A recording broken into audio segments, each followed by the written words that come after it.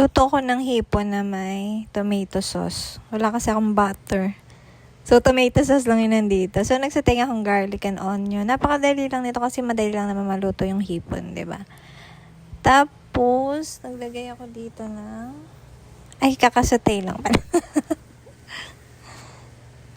Yan, nagsatay ako dito ng garlic and onion. Then, nilagyan ko na yan ng hipon. Tapos, water. Tapos, tomato sauce lang. Ganun lang. Mas masarap din siya kapag may tomato paste. Mas parang nag-ano siya yung lasa niya. Tapos, salt and pepper to taste lang. Tapos, hinintayin ko lang siyang kumulo lang. Ganun lang, guys. Kadali. Kasi wala ngang butter. So, tinry ko yung tomato sauce. Wala na akong nilagay dyan ng kung ano-anong MSG or what. Salt lang. Salt and pepper lang.